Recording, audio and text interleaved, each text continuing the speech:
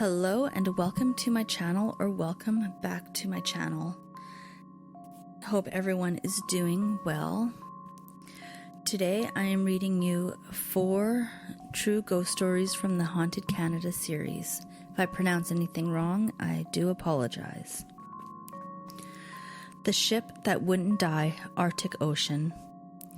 Another sturdy, still cargo steamer, the Bay Chimo, also came to be known as a ghost ship, but not because it sank without a trace with all hands on board, only to reappear months or years later.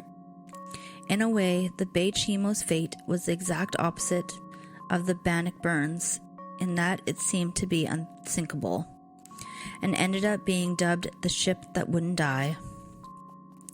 In 1969, a group of Inuit hunters reported seeing the Bay Chimo adrift in the Chukchi Sea, just west of Point Barrow, the northernmost tip of Alaska.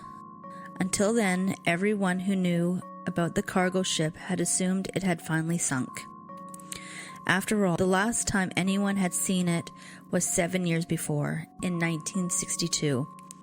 When some Inuit kayakers spotted it in the icy waters of the Beaufort Sea. But people's assumptions about the fate of the Bay Chimo had been proven wrong before, so the fact that it was seen again didn't come as such a great surprise. What was, and still is, truly amazing is the fact that the Bay Chimo first disappeared way back in 1931. The 70-meter-long cargo ship had been built in Sweden in 1914. In 1919, the Hudson Bay Company bought it and had it refitted. It had to be able to withstand the hazards it would encounter sailing the treacherous waters of the Arctic Ocean. In 1921, it was sent to the Eastern Arctic to visit various HBC outposts on Baffin Island, where Inuit hunters came to trade furs in exchange for food and other essential supplies. In 1925, it was assigned to do the same thing along the western Arctic shores. In early July of 1931, with Captain John Cornwell at the helm and a crew of 36 on board, the Bay Chimo set sail for Vancouver on its regular annual trading run up the west coast of British Columbia, around Alaska and through the Beaufort Sea to Victoria Island in the Arctic. But this trip would prove to be anything but regular. The outward-bound portion of the journey was going well, and the Bay Chimo's hold was carrying nearly a full load of furs and skins when Captain Cornwell decided to cut short the trip after reaching Copper Mine, now Kugluktuk, on September 5th.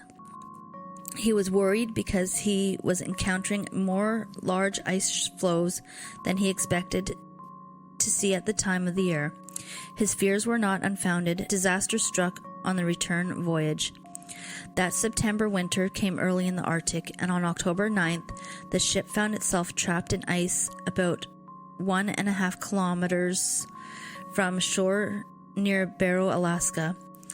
Via the ship's radio, Captain Cornwell arranged for planes to pick up half the men as soon as weather permitted. Then he had 16 remaining crew members begin preparation to spend the winter with the steamer and its valuable cargo. The plan was to build a hut on shore, stocking it with supplies they hauled over the ice from the ship. They were also to store on shore as many of the fur bales as they could manage to move, and everything went according to plan at first. All the crew had moved into the large shack by the end of October, and they were getting by fairly well, despite crowded conditions and the depressing lack of daylight at that time of year.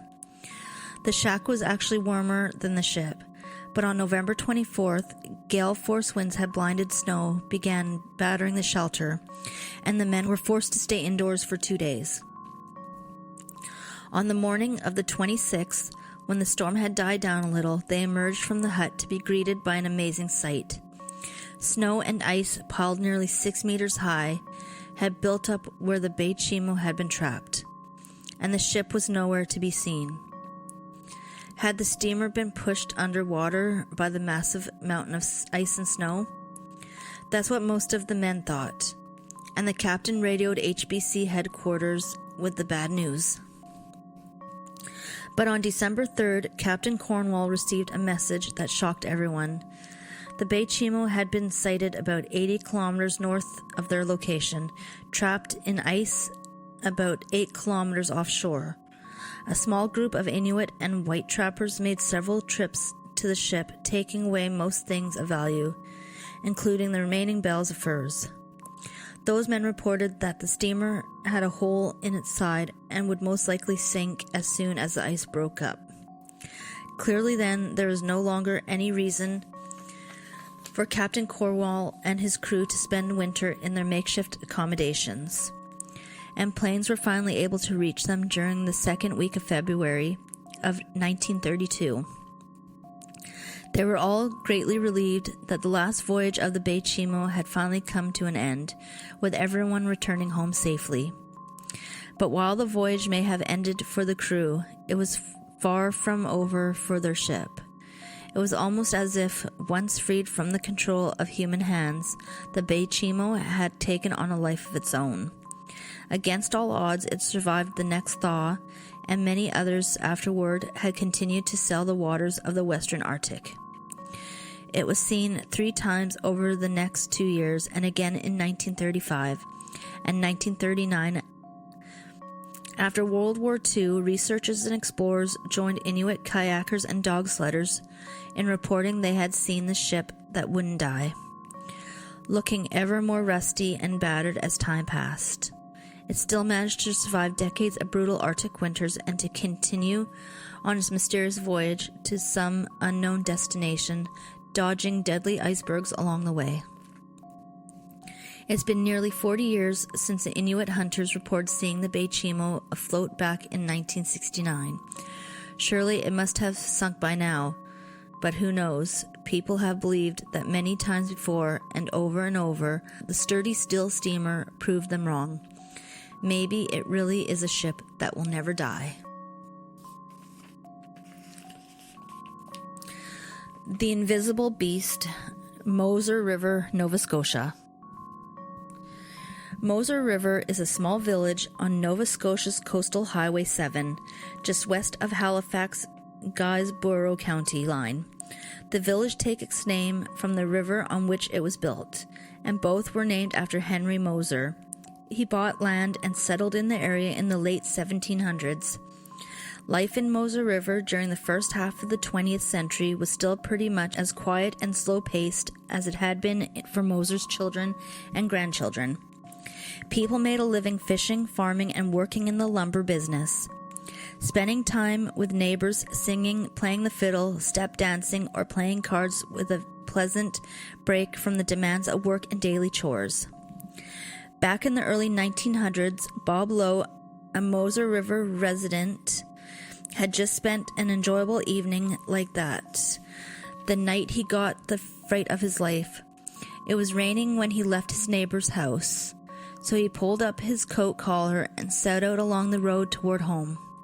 Suddenly, out of nowhere, he heard a scrambling noise in the bushes. Then something unseen rammed into him, pulling off his coat and knocking him down as it raced past. Lau picked himself up, reached down for his muddy coat, and after a quick look around, ran home as fast as his trembling legs could take him. Even though he was scared, he was also curious about what had happened. So when he calmed down, he went back out to the road, armed with a rifle and lantern. When he reached the spot where he had been attacked, he carefully examined the muddy ground and nearby bushes along the roadside. But try as he might, he couldn't find a single trace of who or what had struck him. All he could see were his own footprints. Then he heard the noise again. This time Lau could make out the sounds of a 4-footed creature moving quickly toward him. But once again he could see nothing. He shouted into the darkness, hoping to scare off the invisible beast. But it kept coming. Once again Lau started running as fast as he could. The phantom pursued him relentlessly until he neared home. Then his sounds suddenly faded into the darkness, leaving behind no evidence at all of its horrifying presence. But traces of the spooky run-in on the road near Moser River could remain burned in Lau's memory until the day he died.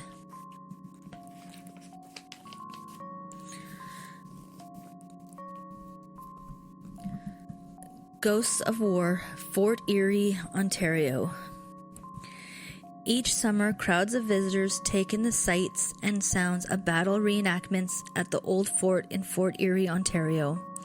And every now and then, a few of them have an unsettling encounter with a ghost from the distant past. On the Lake Erie shore near the International Peace Bridge to Buffalo, New York, the fort played an important role in the War of 1812. The British Army first built a small fort where in 1764 and used to stockpile supplies during the American Revolution. In the late 1770s and early 1780s, but in 1799, surging, ice-congested water flowed out of the lake into the Niagara River and washed most of the structure away.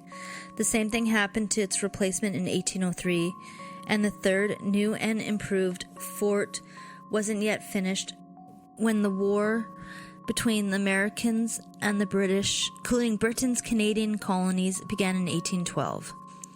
Troops stationed at Fort Erie at the time left it unfinished, taking supplies and weapons with them.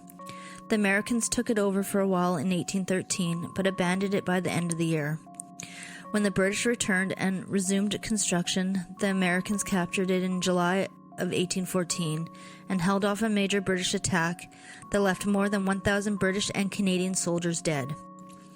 The British then laid siege to the fort, and the Americans finally abandoned it for good in November of 1814, destroying much of it before leaving. The Niagara Parks Commission restored Fort Erie in the late 1930s. During reconstruction, the remains of 150 British and 3 American soldiers were found, and a monument was erected to mark their mass grave. Every August, pretend soldiers stage the 1814 siege, during which some of those men may have died. But could it be that the spirits of a few of the former inhabitants may be taking their places among the actors? One mysterious uniformed soldier had appeared in the dining hall when no reenactments were being staged, and another had been spotted hovering in a darkened corner of the fort. The bedding on an old bunk on display in the fort is often found rumbled and tossed as if someone had been sleeping there. And a shadowy woman, perhaps the ghost of the officer's wife, occasionally appears briefly in the sleeping quarters.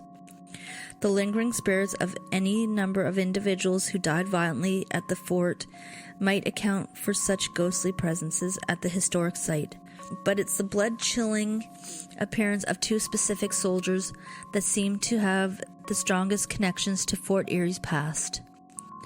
Some archaeological evidence appears to back up old journal entries referring to what happened to these 2 unfortunate souls.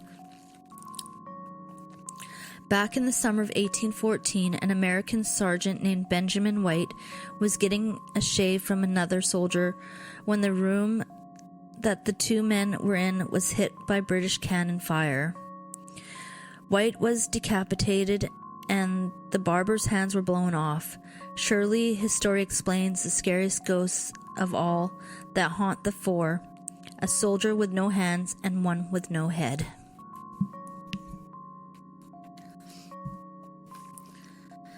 Galloping Ghosts, Bad Hills, Saskatchewan.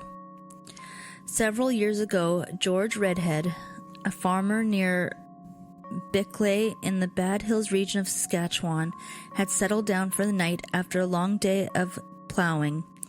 He had camped out beside his truck so he'd be ready to get back to work as soon as the sun came up. Just as he was about to doze off, he heard the sound of a horse galloping toward him. He wondered who might be riding out there after dark, but didn't think too much about it until he realized that the hoof beats were getting louder and closer by the second. Redhead began to panic. What if the rider didn't see his little campsite in the dark and rode right over him? He jumped up and moved forward, intending to wave off the unexpected visitor. But as his eyes adjusted to the moonlight, he was amazed to find there was no rider and no horse anywhere in sight.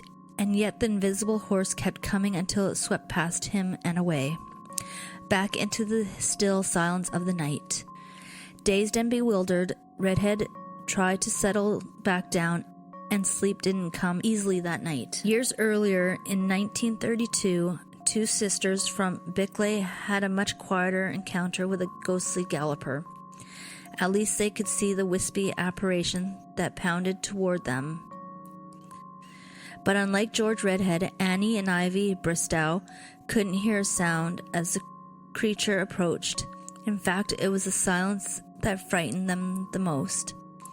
The Bristow sisters had been riding home in their horse-drawn sleigh when they noticed the phantom horse and rider lopping along the train tracks. As the two women approached the point where the tracks crossed the road, their horses suddenly dug in, refusing to pull the sleigh any further until the spooky vision had passed. Only after it had raced off into the darkness did the sisters' team move. Then the two horses dashed off without waiting for a command, only slowing to a trot when they and the terrified travelers had reached the safety of the Bristow's lane. In the 1850s and 60s, Métis from the White Horse Plains galloped across the Bad Hills, hunting buffalo. After Henry Wazen, Bickley's first pioneer, settled in the area, other immigrants followed, riding horses to hunt, clearing the land, and visit neighboring homesteads.